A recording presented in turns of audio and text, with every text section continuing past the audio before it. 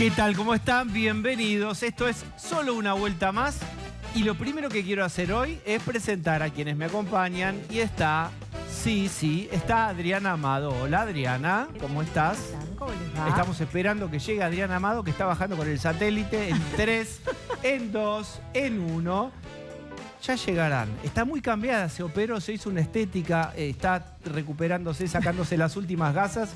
Y ustedes verán pronto la nueva cara de Adriana Amado. Pero ahora está, ahí está la misma de siempre. Cirugía plástica express, o sea, es una cosa Es cierto. bravísima. ¿Recuerdan como, miren este viejazo que les voy a tirar? Esto para Rolo. Qué miedo. ¿Recuerdan un disco de Kiss que era desenmascarado? Desenmascarado. Ustedes la tapa, la cubierta hacía que se sacaban el maquillaje y las máscaras y eran ellos mismos. Hicieron una gira sin Sos pintura. viejo vos, Sí, conductor, sí. si te acordás de eso. Está ¿Cuál era Kiss? Pablo de León, ¿cómo estás? ¿Cómo te va? Está Osvaldo Bazán. ¿Qué tal? Buenas noches, ¿cómo andan? Y Sin ninguna está, operación. está Rolo Barbano. ¿Cómo estás, Rolo? Bien, pisando pollitos. Como Bien. Kiss. ¿Cuál fue el mejor disco de Kiss? Dynasty. Dinastía. Sí. Fui hecho para amarte. Bueno, Muy bien. dicho así. Vamos a empezar Es con entre ustedes, es este, entre con este ustedes. ciclo musical. Quiero hablar de algo que siempre se comenta, tiene que ver con Rolo. Rolo no sabe de lo que voy a hablar ahora, que tiene que ver con la importancia de reinsertar a los presos, reinsertar a quienes cometen delitos, es decir, a los delincuentes en la sociedad. A veces es muy difícil reinsertarlos en la sociedad. A veces es bastante fácil ver cómo se reinsertan.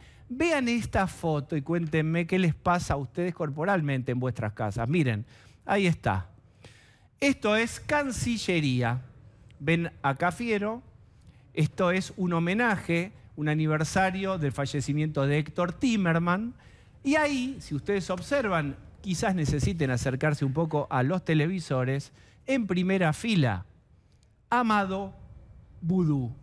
Y esto es importante porque es la primera vez que formalmente vuelve, se reinserta. Uno juega, porque la verdad que es lamentable en realidad, y le trata de meter humor, a lo que es fuerte, que es ver a alguien que está condenado. No está sospechado, no es que hay una prueba, le armaron una carpetita, pasó por un montón de instancias, está condenado. ¿Y qué quiere decir esto? Que es ilegal, porque de hecho goza de una libertad condicional, Amado Vudú. Es absolutamente legal que Amado Vudú esté sentado allí. Pero la duda es absolutamente no legal, sino moral. Porque lo que uno ve ahí es que el gobierno, su espacio político, concibe esto. No tenemos funcionarios corruptos, tenemos compañeros perseguidos. ¿Se entiende? No aceptan tener integrantes que cometieron delitos. Abro un paraguas, le pongo lofer y ahí abajo entra todo. Por eso, desde el punto de vista moral, es absolutamente reprochable ver que alguien que está probado, y esto no es personal contra Vudú, no tiene que ver en lo personal, tiene que ver en que debería ser un ejemplo quien se sienta en primera línea en un lugar como Cancillería.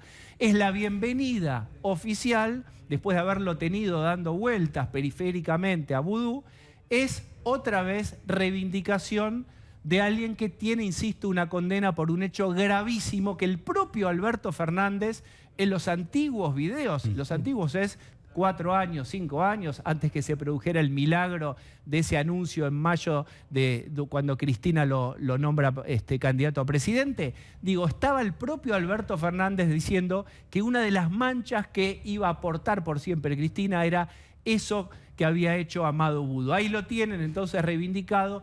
No hay delincuentes, hay perseguidos. Quiero compartir esto con mis compañeros. ¿Querés Osvaldo. que te agregue una cosa, como decís vos, una cosa de Changuito? Sí. Estaban poniéndole el nombre a una sala, el nombre de Héctor Timerman, a una sala de Cancillería.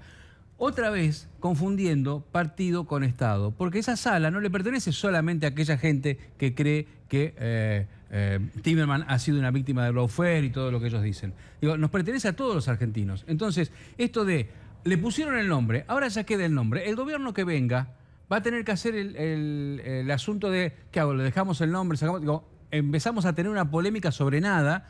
¿Por qué? Porque se siguen aprovechando de cuestiones que son de todos y se las Bueno, de apropian. hecho, Vudú está condenado por haberse quedado con cosas que son de todos. Digo, por el caso Chicone, por haberse tratado de quedar con la máquina de hacer dinero que es dinero que se reparte desde las arcas públicas y que, de más está decirlo, es un resorte del Estado. Tanto es así, Rolo, que yo me acuerdo aquellos años, porque uno ya estaba haciendo política, que había primero sotoboche, como es todo, mucha bronca con Vudú, hasta que lo obligaron a renunciar y a correrse, mucha bronca por cómo había perjudicado y con cuánta impunidad había dejado dedos marcados en todos los lugares.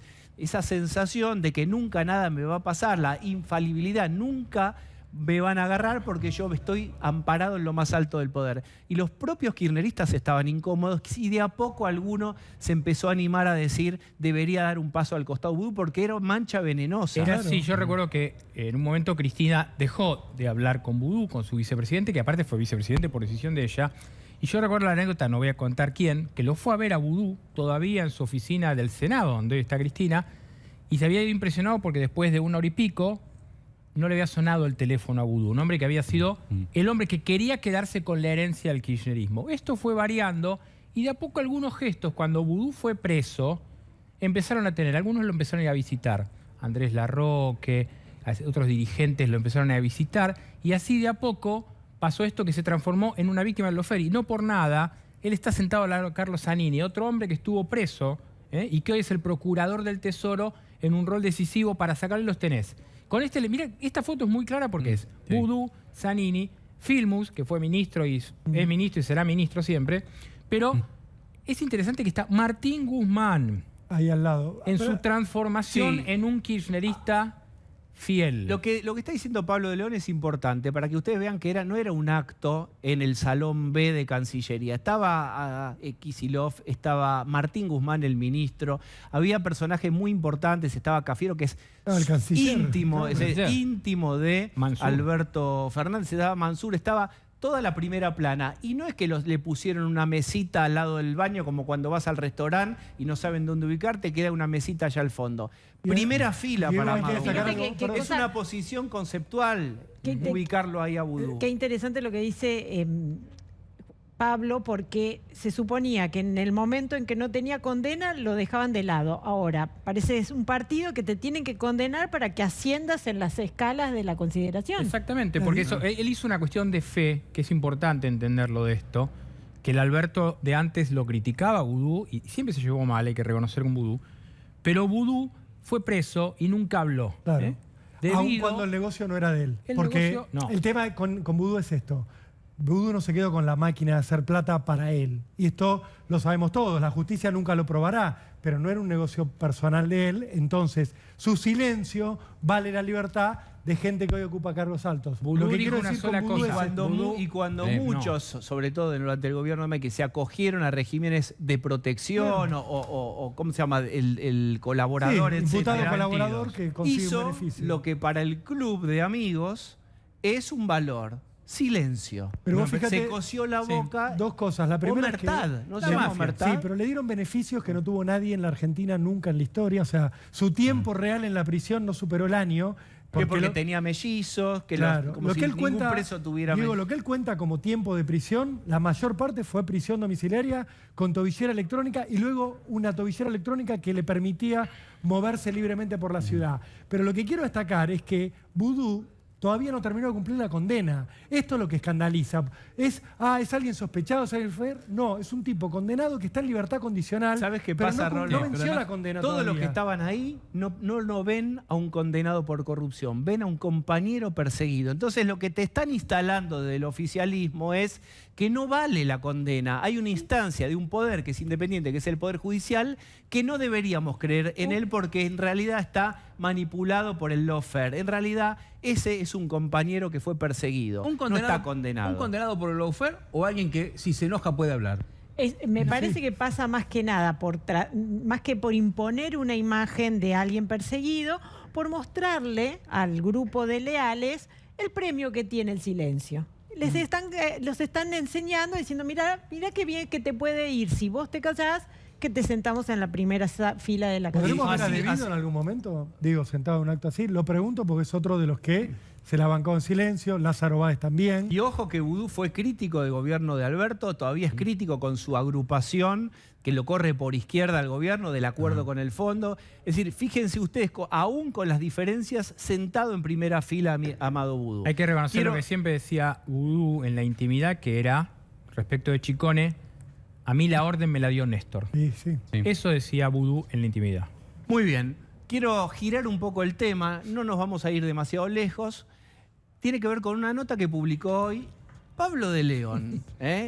¿Cómo se titulaba la nota tuya en Clarín hoy? Bueno, yo escribí en la columna de los pasillos el culebrón de las funcionarias peleadas y el sobrenombre de Máximo Kirchner. La primera parte es la que molestó en algún sector de la Casa Rosada, concretamente a la portavoz Gabriela Cerruti, que dijo que la palabra culebrón le remitía a algún tipo de gesto inapropiado con las mujeres, cuando lo que yo hacía en la nota era contar una diferencia que todo el mundo la sabe dentro del albertismo, porque esto es la interna del albertismo, que es la diferencia entre Carla Bisotti y Cecilia Nicolini, la ascendente asesora presidencial, que ahora recibió, como contábamos los otros días, el cargo de secretaria de Cambio Climático. Bien, vean el video. Aquí esto es lo que dijo Cerruti. Esto fue esta mañana.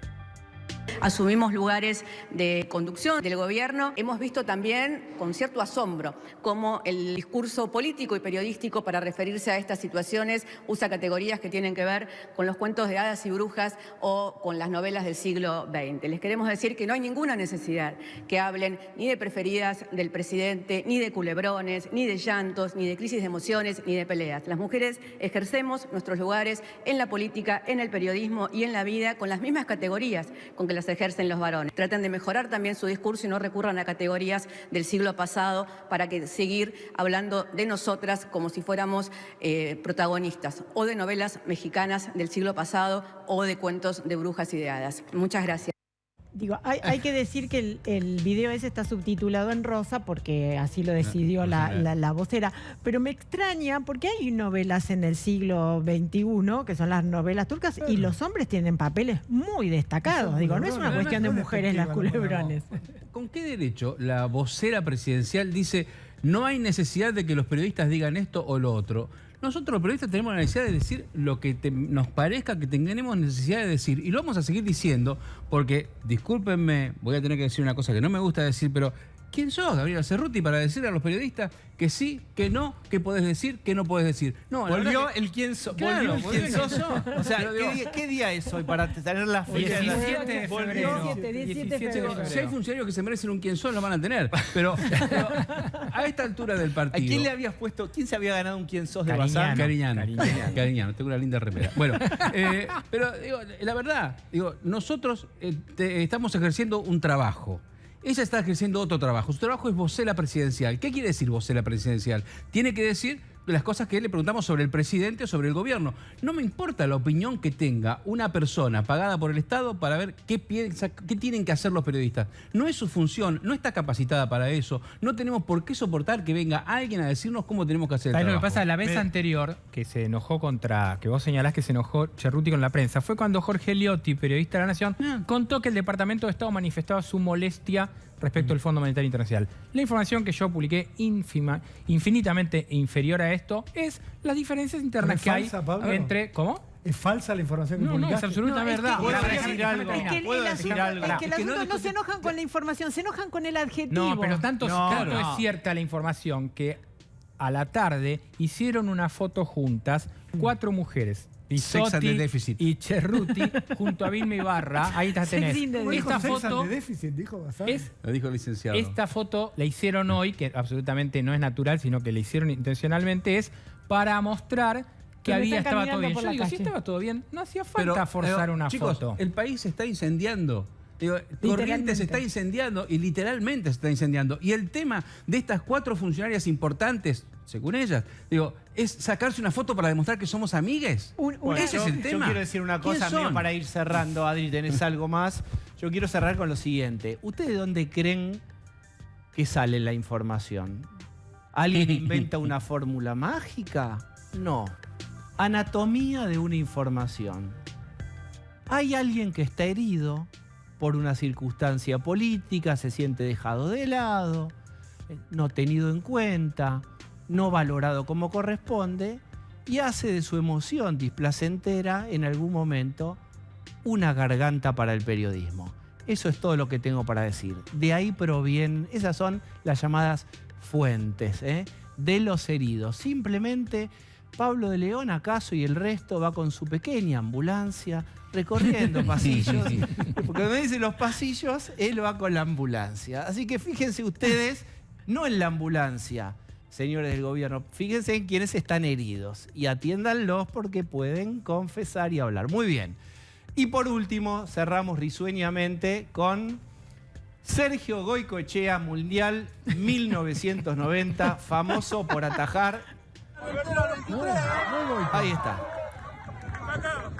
¿Dónde es esto, Pablo de León? Esto es en Mar de Ajó, el presidente se hacer una actividad en una playa en la costa y ahí tenemos, el presidente desafió a un nene No lo están y ahí cuidando. el nene le tiró a... Alberto cuando jugaba al fútbol, jugaba de arquero, hay que reconocer que era su puesto, ¿no? Pero en este caso el nene, ahí va, 1, 2, Pero gol, Pablo, nadie tremendo. lo cuida porque cuando Nadie Menem lo hacía cuida. estas cosas, por lo menos el que le pateaba, el que le atajaba el Claro. penal a Menem, lo dejaba entrar, dejaba que Menem hiciera el gol. Está bien No, lo que- pero si ves- Esperá, lo que dice Rolo, no sé si llegamos, si el tiempo nos da y poner una foto de esas fotos, me acuerdo jugando al básquet Menem Sí. o en la cancha de Vélez jugando con las patitas. Con la con selección los- argentina campeona Pero, del mundo. y vos hablas la con los subcampeona, que en realidad, integraban no. ese gabinete y se reían, pues decían, cuando Menem tenía poder, se la pasaban, lo dejaban No, jugar y meter goles. pero, ¿y sabés qué? Lo cuidaban más. ¿Y sabés O sea, lo hay que que pa- hablar con esos niños y decirles que se la tiren más a las manos. Y sabes lo que no había en la época de Menem, la capacidad de ser memes. Cualquiera de esas Claro. imágenes es un meme Sí, todo que es puede ser memeable, devastador, claro. Pero Pablo, en serio, no lo entiendo. Bueno, aló. Mirá que te como, hermano, ¿eh? Mirá que te como, Diego, ¿eh? Es el Dibu Martínez. Izquierda o derecha, ¿eh? Como despista, ¿eh?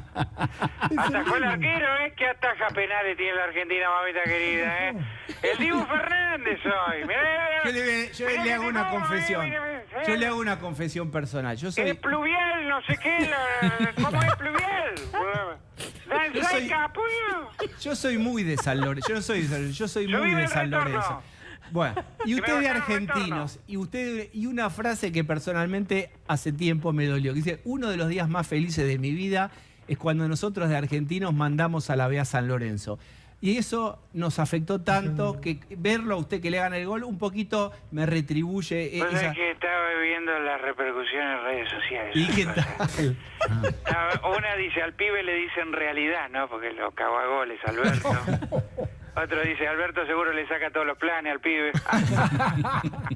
Ese es un récord absoluto. Esta es una idea que me tiró mi amigo Maduro y mi amigo Andrés Manuel López Obrador. ¿Cuál es? Vos tenés que generar memes o irte para el lado del delirio. Así la gente no habla en serio de las cosas que están pasando. Es verdad. En redes todos están ahora mandando este video, pero nadie comenta la inflación, ni está pidiendo renuncia. Si la oposición tuviera huevo de verdad, el 1 de marzo pedirían juicio político. Pero bueno, Y van a están pedir todos un preocupados por esa arquero. pelotudez, lo comparte, se ríe, y yo sigo así hasta el 2023 piloto automático. Está muy bien. Y vamos a ver Qué quién ataja. golazo el del círculo rojo, Está. Candidatazo. ¿Quién? ¿Cómo se la comieron, Profe de la U, afana del bicho. Está.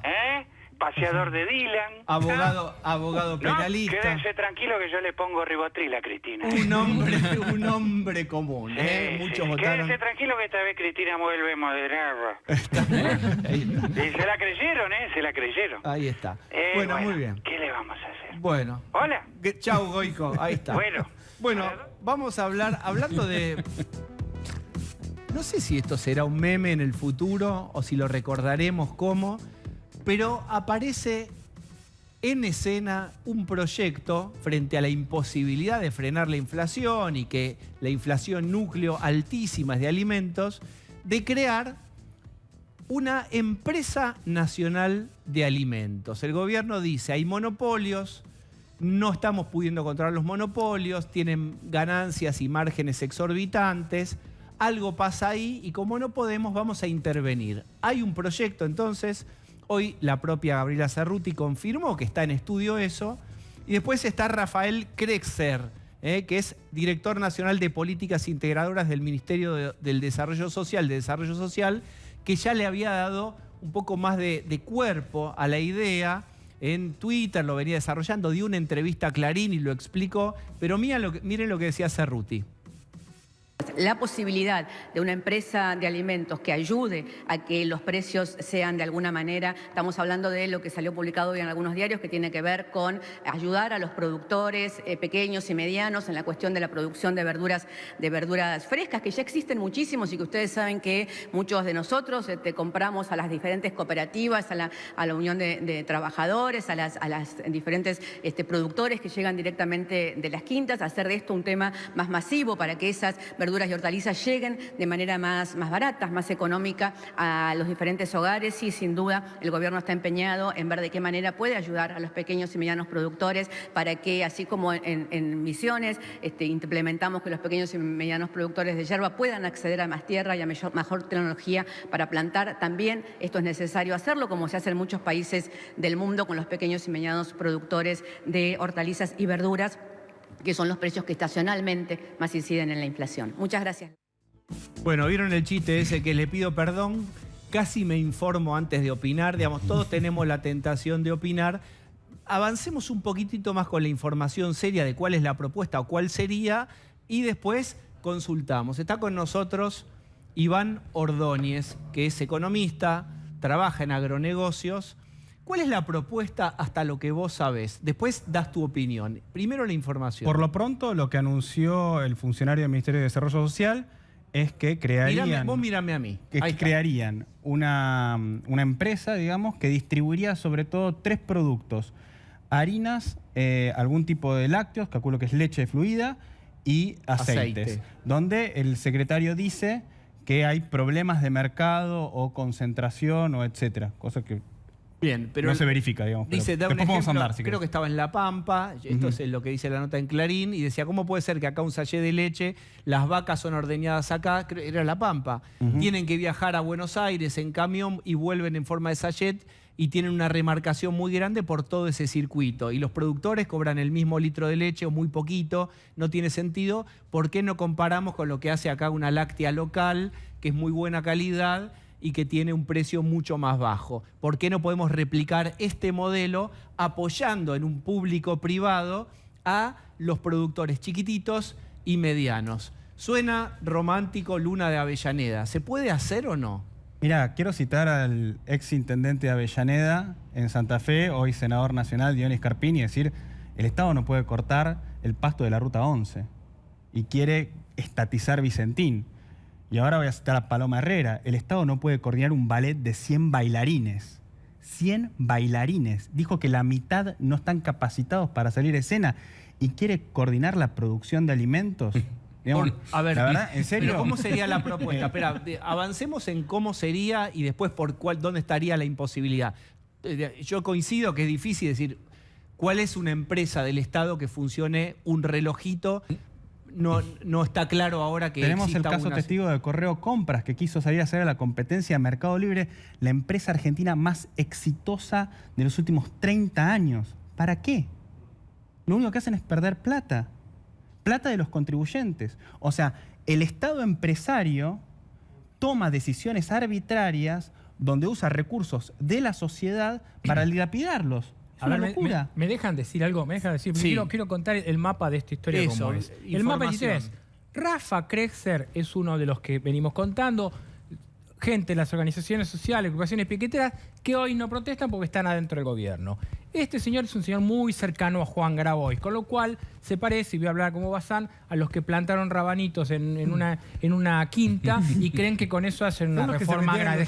Por favor, déjame terminar, Rolo. Entonces, esto lo sale y lo dice. Y es lo que pasa en este gobierno, que sale Claudio Lozano desde el Banco Nación sin renunciar al cargo y dice no hay que pagarle al fondo. Y ahora sale Rafa Krexer a hablar de una empresa nacional de alimentos. Y la vocera, en lugar de decir lo estamos estudiando, lo tenemos que ver, el presidente no tiene todavía la opinión, y la abona, y dale que va. Entonces, ¿qué estamos hablando de esto? Pero cuando Rafa Feletti, Krexer cuando dice... Feletti no reconoce que dice, y los alimentos nos están ganando la pelea. Y claro, señor, la echaron a Paula Español y lo pusieron a usted, que es un queso peor que ella. Pero, No, perdón, digo, ¿puedo antes de decir opinar, algo que es importante avancemos acá? con la idea. Esto es muy importante. Sí. Feletti, como secretario de Comercio, él podrá tener veleidades de querer controlar la inflación, pero él como secretario de Comercio Interior no puede controlar la inflación. La inflación es un fenómeno monetario y fiscal. Se debe principalmente al abultado déficit fiscal del Estado financiado con emisión monetaria. Entonces, no crece los precios del tomate, que este mes creció un 82% solamente, o el del limón, que creció 51%. A la sazón, mercados que Krexler no intervendría, pero no importa.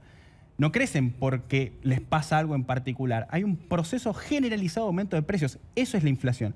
Cuando ellos dicen, si yo creo una empresa estatal, voy a contener la inflación, están confundiendo nivel de precios, que es, por ejemplo, la relación entre cuántos vasos de agua te tengo que dar a vos para que vos me des tu corbata. Esa es una relación de precios, eso es el nivel de precios. Están confundiendo el nivel de precios con la inflación, no tienen nada que ver. Entonces, todo está mal pensado y parte de la base de que el mercado no asigna bien los recursos, según obviamente la ideología de este funcionario que vos citás. Pero déjame avanzar con la información. La hipótesis es que hay poca gente, digamos, hay monopolios, ¿no? Correcto. Contame la leche porque voy a repetir un eslogan que es casi un lugar común. ¿Cómo en el país de las vacas cuesta lo que cuesta la leche y el queso? Contestame este eslogan que es un lugar común. Empecemos por lo más sencillo. La empresa que más leche cruda procesa en el mercado argentino es La Serenísima y no supera el 13% de la leche procesada. ¿Ok? Las 10 empresas que más leche procesan el 47% de la leche. No es un mercado concentrado. No es un mercado concentrado. Los lácteos son caros porque son un alimento listo para comer. El queso, el yogur, etcétera, etcétera, ¿Qué etcétera. quiere decir? Listo para comer quiere decir que vas, lo sacás del paquete y te lo comes, no hay que cocinarlo. Está totalmente tercerizado en otro el proceso de la producción del alimento. ¿Tercerizado en quién? En una industria, que es la que produce el yogur, que es la que produce el queso, que es la que produce, etcétera, etcétera, etcétera. De hecho, el negocio de la leche fluida es el peor negocio de la industria láctea, porque es el que menos valor le deja a toda la cadena. La cadena vive de vender, por sobre todas las cosas, queso de pasta dura, que es el queso de alto valor. El queso de menor valor, que es la mitad del queso que se produce en Argentina, es el de pasta blanda, la mozzarella. Nosotros no somos grandes consumidores de lácteos en el país, somos grandes consumidores de leche fluida. Por eso la industria láctea está quebrada. ¿Y por qué consumimos leche fluida? Porque somos un país, lamentablemente, muy pobre. Hay que ser un país rico para consumir lácteos de alto valor agregado. ¿Cuáles? Porque Francia es el extremo. O sea, Francia es un país que conjuga riqueza con cultura gastronómica y por lo tanto vos vas a una quesería francesa y te encontrás con millones de variedades de quesos. Pero acá estamos hablando de un alimento básico, de la nutrición, cuando hablamos de leche, Iván, ¿eh? Correcto, correcto. El problema es que para que estas empresas sean rentables a largo plazo, lo que tienen que tener es un mercado que les compre la grasa de la leche. La manteca, el queso, la crema. ¿Y por qué no etcétera. ocurre eso? Porque la gente no tiene ingresos para poder consumir eso. Es caro producir todas esas cosas. Bien. Ese es el problema. El gobierno dice, yo discúlpame, no sí. y te agrego algo más. La industria no tiene una lógica exportadora. O sea, el sistema lácteo argentino produce 12.000 millones de litros de leche por año hace más de una década. La diferencia es que en el 2002 los producía con 15.000 tamberos y hoy los produce con 10.000 tamberos. Eso se da por un proceso de actualización tecnológica que ocurre cada X cantidad de tiempo, que lo que hace es que los tamberos que pueden adaptarse quedan vivos y los que no perecen. ¿Ok? Si la industria pudiera tener una capacidad exportadora, porque por ejemplo no tuvieron los gremios más abusivos de la economía argentina, que es Altira, podría competir con lácteos en el mundo, ampliar su demanda y por lo tanto poder contener a todos los otros tamberos que no morirían en el camino. ¿Pero qué le plantearíamos a este funcionario Rafael Krexler si él te dice, yo no vengo a hacer una revolución, vengo a darle recursos a estos pequeños productores de provincias diferentes que tienen vacas y tienen tambos y no quieren venderle a mal precio su leche a las grandes, quieren fabricarlo en el pueblo? Pero terminemos con la falacia de las grandes. La más grande tiene el 12% del mercado y las 10 más grandes tienen el 50% del mercado. Es un mercado ultra competitivo donde habrá alguna situación puntual en alguna cuenca lechera, donde hay una usina que tiene algún tipo de posición dominante, pero eso no se controla en ningún lugar del mundo con una empresa estatal. ¿Por qué los otros países...? Permíteme agregar el dato porque menciona los otros países. Dice, la vocera acaba de decir, en otros países funciona esto. El ejemplo más obvio es el de Venezuela. En 2004 se creó el Ministerio del Poder Popular para la Alimentación, que no funciona hoy ni la página web. Pero dentro de este Ministerio del Poder Popular para la Alimentación está la Corporación Única de Alimentos, de Servicios Productivos y Alimentarios, y un montón de empresas, algunas creadas por el régimen y otras expropiadas, en donde hoy lo que se convierten es una cooperativa, donde enseñan a procesar alimentos, donde enseñan a fraccionarlos, pero no está proveyendo la alimentación que necesita Venezuela. No, además tiene nada en las góndolas y todo en inflación Venezuela. Así que lo que acaba de decir Adrián es muy importante. Cuando hay una empresa estatal o una corporación estatal cuya página web no funciona, se acaba la transparencia. El éxito de las grandes cooperativas del mundo lecheras, como pueden ser Fonterra en Nueva Zelanda o las norteamericanas en Iowa, en Illinois, es absoluta transparencia para sus socios. ¿Por qué? Porque así se evita la corrupción y el uso discrecional de los recursos de la cooperativa.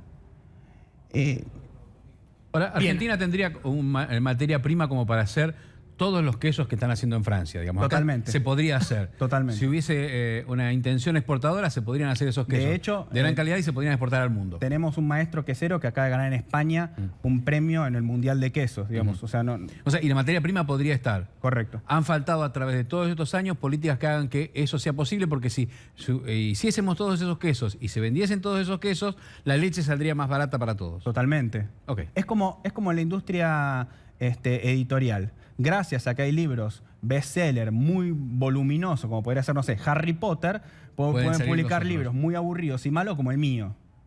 ¿No? ¿Quieres Pasó pasar el el chivo libro? pasó el chivo del libro. Quiero insistir para entender la lógica. ¿Qué pasa con los pequeños y medianos productores sobre aceite, dijimos también, y harinas? Mira, en el mercado ¿Qué es lo que de harina, está pasando? Los otros dos mercados están un poco más concentrados. Te diría que el lácteo no está para nada concentrado. El de los aceites estaría un poco más concentrado, pero tenemos 10 empresas o más jugando. Y molinos harineros, el país tiene más de 50 competitivos, todos moliendo trigo, etcétera, etcétera. De hecho, justamente lo que hace este gobierno es cerrar la exportación de trigo y prohibir que esos molinos compitan con el exterior. Y justamente con esas medidas deprimen el precio que recibe el productor agropecuario. El productor agropecuario es, en definitiva, la pyme de todas estas cadenas. Y todas las medidas que toma este gobierno sistemáticamente le reducen el ingreso a esa pyme que es familiar. O sea, el productor agropecuario en general, en promedio, tiene 400, 500 hectáreas y son pymes familiares que dependen de una red de contratistas rurales, que yo conozco decenas, centenas, que no se toman vacaciones, que van a la laguna, que manejan ellos el tractor y la cosechadora. Digo, que hoy están apagando los incendios. Que hoy están apagando los incendios. Santo Tomé es una ciudad en Corrientes que está por ser evacuada porque no pueden contener los incendios que encima avanzan sobre los esteros de Liberá, que el ministro de Medio Ambiente no se cansa de decir que él es, no sé, que el agronegocio contamina y qué sé yo. ¿Sabe qué contamina, ministro? Contamina el fuego en Corrientes. Iván, quiero volver a esto.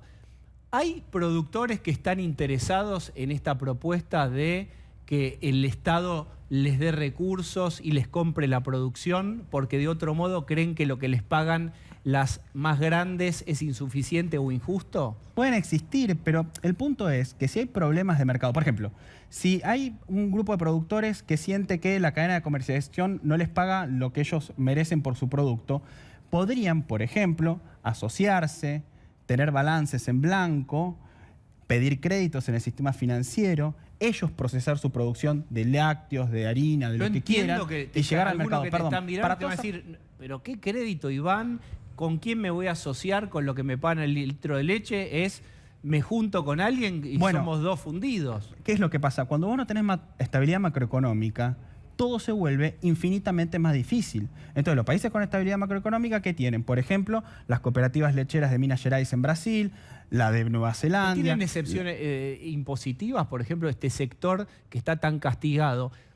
¿Qué otras ideas Hoy las hay? cooperativas en Si no Argentina querés ya que se tienen meta el exenciones. Estado. Hoy las cooperativas en Argentina ya tienen exenciones impositivas. Hay que dejar de pensar en esta lógica de los subsidios, la exención impositiva, y hay que realmente atacar los grandes problemas del país, que es que 1 de cada 2 chicos no egresa de secundario, que es que tenemos un déficit fiscal estructural que supera el 3% del PBI, que todos estamos acostumbrados a que la factura de luz sea 2 mangos. No funciona en ningún país del mundo así. Entonces, esta idea de que haciendo una empresa estatal de producción de alimentos vamos a resolver los problemas como si fuéramos, no sé, los iluminados del planeta Tierra. No nos comparemos, basta de compararnos con Europa, con Estados Unidos, porque no se puede comparar. Comparémonos con nuestros vecinos. Ninguno de nuestros vecinos tiene la empresa estatal de producción de alimentos y todos tienen inflaciones sistemáticamente inferiores al 10% anual. Última pregunta, ¿hay algún país en el mundo que tenga, salvo Venezuela que contó Adri, este esquema estatal privado, público-privado de leche, harinas, etcétera, y que sea exitoso? No hay. Hay países con historia de empresas estatales robustas, como puede ser Francia, con Renault, Air France y alguna otra más, etcétera, etcétera, pero son casos muy puntuales, se fueron privatizando con el tiempo porque se probaron tremendamente corruptas e ineficientes. Y son públicas, no son estatales, que eso es una gran diferencia. Muchas cotizan en bolsa además, entonces al cotizar en bolsa están obligadas a presentar el balance a sus accionistas, entonces eso facilita la transparencia y la gobernanza de esas empresas. O sea, son todas cosas modernas. Bien. Nadie piensa hoy que el dedo discrecional de un funcionario puede solucionar el problema de producción. Bien. Iván, muchas gracias. No, gracias a vos. No, y hablando de discrecionalidad, Osvaldo recordaba o hacía notar que, claro, hoy le pusieron a un salón Héctor Timerman, más allá de lo que se opine sobre la figura de Timerman, es cómo se pone a dedo el nombre de un funcionario que pertenece a un partido político discrecionalmente a un salón. Esto va por fuera de la figura de Tim, podría haber sido cualquier otro nombre. Esa es la discrecionalidad. Imagínate si se usó para eso, cómo podría ser de discrecional el manejo de este esquema público-privado de empresas o de alimentos. Quiero cerrar, dar vuelta a la página y meterme con algo que sorprendió o no tanto. Sergio Berni, ministro de Seguridad de la provincia de Buenos Aires, que venía amagando, finalmente, ¿se fue del kirchnerismo, Rolo? Lo que dijo hoy Berni es que se fue del kirchnerismo, puntualmente señaló, después de 33 años le di la mitad de mi vida o más al kirchnerismo. Culebrón. Hoy me voy, sí. Culebrón. Y sí, Osvaldo, lo hizo en declaraciones, habló hoy en el programa de Fabián Doman, dijo que era el momento de, fíjense, cortar el cordón umbilical, cortarlo en estas declaraciones. Fíjense, me fui del kirchnerismo, llegó la hora de cortar el cordón umbilical. Se refiere a Cristina concretamente, con la que, según aclaró hoy, no habla desde las elecciones. Ahora tengo una también, pregunta. ¿Su salida del kirchnerismo va a ser que salga del Ministerio de Seguridad? Porque en la provincia gobierna Axel Kicillof. Claro, hablemos de ese cordón umbilical. Según él, Pablo, lo que dijo hoy es no, voy a seguir siendo ministro de Seguridad. Nadie deja el No. cargo. Es una cosa. Dejan los honores. nada más. Ahí no hay partero que venga con la tijera, ¿eh? No. Es el cordón de acero. Renuncio a la- Ese es renuncio a la el lucha, cordón. no a los No honores. dijimos acá la semana pasada que incluso Máximo no se identificaba con el kirchnerismo, o sea, Claro. no sería nada. ¿Quién le raro, queda? Porque no le entonces. quedan- Él hizo una distinción hoy. Dijo, yo me fui al kirchnerismo, ¿sí? Sí. ¿Pero va a dejar la provincia de Buenos Aires? No, porque Kicillof me dio la orden de proteger a los bonaerenses, así Bueno. que voy a seguir adelante con esa Medio que no misión. la está cumpliendo. Le preguntaron, bueno, sí, eso es lo que uno podría pensar. Osvaldo, que le preguntaron si tenía relación con Alberto, dijo, hace más de un año que no hablo con Alberto Veamos Fernández. qué más dijo, a ver. Fíjate, esto era parte de lo que estábamos mencionando. No hablo con Cristina desde las elecciones. Primero dijo hace un tiempo, después dijo no. Cuando tuvo que puntualizar, es desde las elecciones. Pero que ¿cuál no es hablo con ella. cuál es la gran pelea? ¿Por qué está alejado de Cristina? Mirá, ¿Cuál es la eso cuestión de fondo? Probablemente Pablo te lo pueda explicar mejor, pero hay una cuestión que él trató de eludir hoy, pero que es su pelea también con Aníbal Fernández y con que está en una provincia que está complicada y según él dice, no lo están ayudando a pelear contra la inseguridad. Él tiene... No tengo ninguna fuente para decir esto ni ninguna seguridad, pero es una impresión que puede estar equivocada. En realidad él no aspiraba al Ministerio Nacional de Seguridad y estaba esperando, una hipótesis, que Cristina le diera la venia y lo Claro, colocara ahí pero esto- arriba y eso no ocurrió. Esto hubiera pasado en el 2019. por eso suena lógico que cuando no sucede esto, él le pega a Alberto Fernández y el kirchnerismo nunca lo frenó en eso. Ahora, en la última elección, la parlamentaria, a él le dieron el 5º lugar de la Cámara de Diputados, de la lista de la Cámara de Diputados, para su esposa. Recordemos que había ministros como Arroyo que fueron 12º y su esposa 5ª. Pero él, sin embargo, quedó enojado porque quería en Zárate, que es su zona política, mojar todo lo que era consejeros, concejales, todo eso, y no lo dejaron. Vos fíjate una cosa, él habla hoy concretamente a Aníbal Fernández, tratando de eludirlo al tema, dice, bueno, yo no voy a hablar de la gente que no trabaja porque yo trabajo todo el día y el que critica es el que no trabaja. Fíjense lo que dijo, no soy vocero de Aníbal Fernández. Cuando me preguntaba, ¿usted está hablando de Aníbal en concreto?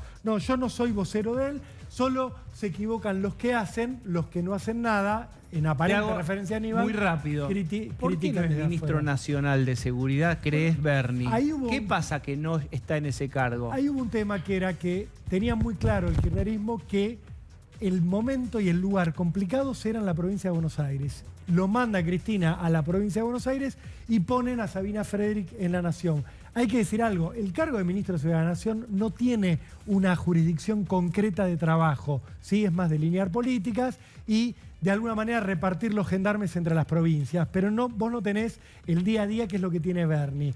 Bernie quiso irse de la provincia de Buenos Aires antes de las elecciones. Estalló el crimen de Roberto Sabo, el kiosquero, en Ramos Mejía, cuando él estaba amagando con irse. Él había llegado a decir en off, yo después de las elecciones me voy. Hay una cosa, acordate, Rolo, que cuando en el gobierno de Cristina él no era el ministro, la ministra era Anita Garré, claro. ¿no? Y él era el secretario, pero el poder ejecutivo, el poder de la calle, que es lo que le gusta a Bernie, lo tenía él. Lo mismo pasaba en una época en desarrollo social. La ministra era Alicia Kirchner, pero él seguía manejando la relación con los piqueteros y todo eso. Él quería una cosa así y claramente, como decía Rolo, le dijeron no, vos acá no. Alberto no quiso saber nada y terminó en la provincia. Y la verdad que como escudo de Axel Kicillof es muy efectivo porque Kicillof nunca tuvo que hablar de fuertes hechos de inseguridad desde que asumió. La verdad, no le fuera temas ajenos a Kicillof. Está con nosotros otro integrante de Solo una Vuelta Más, y es un gusto y va a estar todo el año, es Roberto de Vago. Hola, Roberto. ¿Qué tal? Buenas noches a todos. ¿Cuarta dosis o es un...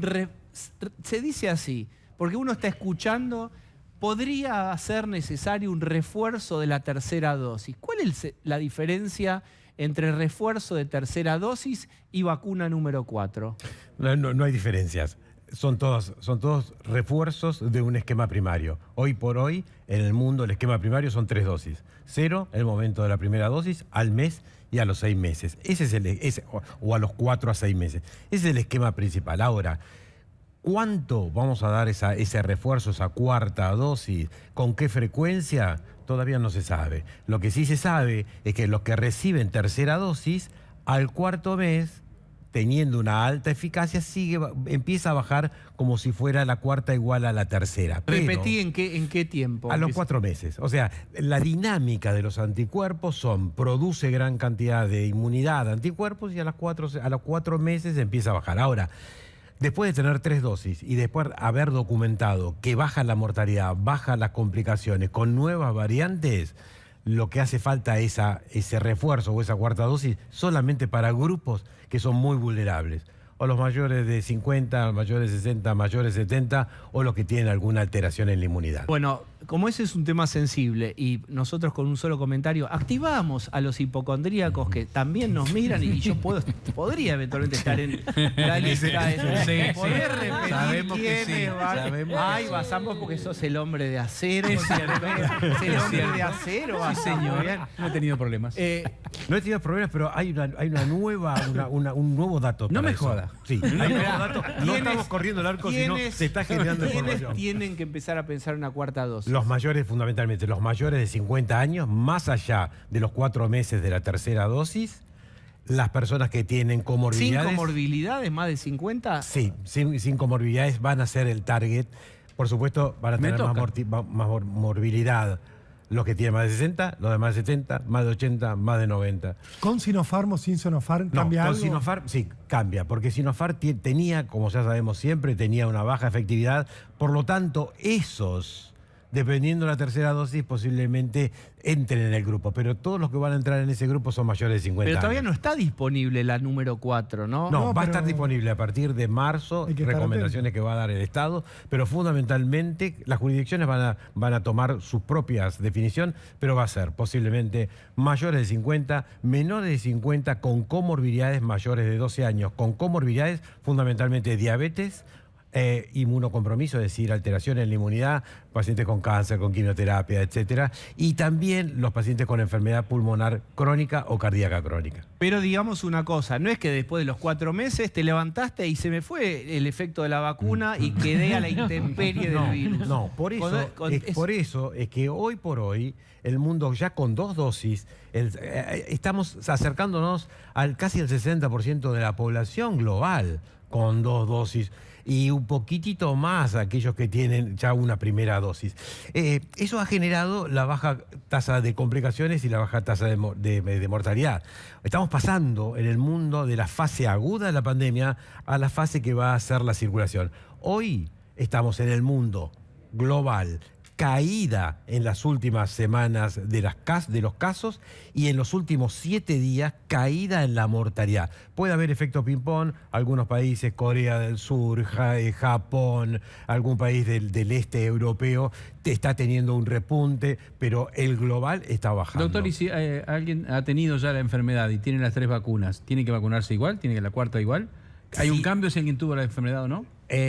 Si tuvo para la 4ª dosis, fundamentalmente si tiene más de 60 años va a tener que recibir la 4ª dosis. Por más que haya estado enfermo. Por más que haya tenido. Hay como un criterio establecido perdón. No, Roberto, te quería preguntar justamente por la cuestión que indica que con 2 dosis tenés vacunación completa. Vos ya estás hablando de la 4ª dosis. Es decir, es posible la que dosis completa hoy por hoy en el mundo es 3. Por eso te decía, es posible que el criterio a nivel mundial ya sea 3. Vacunación completa 3 y que en algún momento nos digan, no, para entrar a otro país, 3 dosis. Para el que haya una cuestión así de pase sanitario. Las próximas semanas se define en Europa que algunos países vas a tener que entrar con 3 dosis aprobadas por Unión Europea. Roberto, el que tuvo COVID, ¿al cuánto tiempo puede volver a tener? Porque al principio, lo recuerdan, era, ya tuve, me la saqué de encima, me inmunicé, adiós. No es así. Primera onda pandémica con Wuhan, 2%. Segunda onda pandémica con Gamma y Delta, 4.5%. Con Omicron, Para 4 o 5% de probabilidades de habiendo tener una tenido, reinfección, sí. volverte a reinfectar. ¿En qué tiempo? Alrededor del día 200 después de la infección. Con Omicron, posiblemente no, está por arriba del 12% y inclusive eso de 200 días baja a 80 días. ¿Qué quiere decir? ¿Hay probabilidades mayor con Omicron de reinfectarse? Sí. Hoy salió una documentación de las más importantes sobre el efecto... ¿De una proteína? No, hay dos Vendé, eventos. ahora ya estás en televisión, un poco periodista sos. Vendé de lo que vas a hablar después de la tanda. Y es vender, subite al colectivo, subite con medias, pares de medias del doctor. ¿De qué vas a hablar? ¿Qué es lo que tienen las personas que son resistentes y que no se infectan? ¿Qué es lo que tienen en su cuerpo? A ver si me toque. Bazán seguro. El Bazán es el privilegiado de la proteína. Después de la tanda, dale.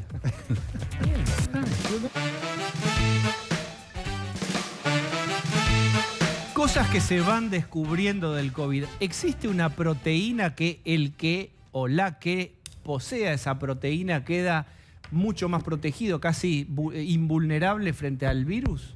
Sí, hay un grupo de investigadores en el mundo, de los más prestigiosos. Uno de ellos es un italiano. Se llama Rapulli. Rapulli inventó una vacuna, la última vacuna antes del COVID, que protegía las meningitis de una manera extraordinaria, un proceso tremendo. Y él fue, conjuntamente con otro grupo, que descubrieron que las personas que no habían tenido COVID y que se habían enfrentado en sus grupos familiares, se las siguió, hicieron una cantidad de estudios determinados y encontraron que todas ellas, en un alto porcentaje, tienen una proteína. Tienen algo que se llama MBL, que es una lecitina de unión a manosa, y que esas personas son como resistentes a la... Entonces, pero uno dice, ¿pero cómo resistentes? Sí, porque los humanos tenemos dos inmunidades. La innata, la congénita con la que venimos y con la que nos protegemos frente a muchas bacterias y virus. Una de estas proteínas está dentro de esa innata. ¿En qué grupos poblacionales? Todavía no sabemos. No sabemos en qué grupo genético, si es grupo racial específico, porque hay que hacer más estudios. Pero hay un grupo. Esto no quiere decir que no haya que vacunarse, porque la mejor herramienta es la vacuna. Pero sí hay un grupo. ¿Para qué sirve esto? Sirve sin ninguna duda para el desarrollo de nuevos medicamentos, muchos proteicos, que impiden que el virus, cuando entra al organismo, lo bloquean. Entonces, ¿va a haber fármaco posiblemente por este descubrimiento? Sí. ¿Posiblemente haya nuevas vacunas por este descubrimiento? Sí, posiblemente sea así. Así que es un evento que en la historia de este coronavirus va a abrir un panorama. Una buena que nos dejó el coronavirus. Sí, y el panorama que es que si bien estamos saliendo de la fase aguda, hoy el mundo está mirando lo que se llama el universo coronavirus. Las grandes inversiones en ciencia en los próximos tiempos y rápido, los grandes líderes mundiales van a invertir en el mundo coronavirus. Es decir, ver cómo los otros coronavirus circulan en el mundo animal y no saltan al humano o no pasan al humano. Roberto, y esta proteína sirve para eso. Quiero preguntarte y hay mensajes, gente que nos escribe con esta pregunta, que es secuelas de coronavirus. ¿Cuáles son las secuelas? ¿Hay secuelas neurológicas o de trastornos superiores, no sé, memoria, atención, concentración? ¿Y por cuánto tiempo duran? En el día de hoy apareció una de las publicaciones más importantes sobre secuelas y sobre todo sobre secuelas neurológicas. Se estudió 153.000 personas durante un año desde marzo del 2020 hasta enero del 2021. Se las comparó con personas, de la misma cantidad de personas que no habían tenido la enfermedad. Y se vio que las personas en esa primera ola, sin vacuna, con cepa de Wuhan o variante, de Wuhan, se vio que hasta el 60% tenía algún trastorno o enfermedad mental, desde ansiedad, depresión, trastornos del sueño.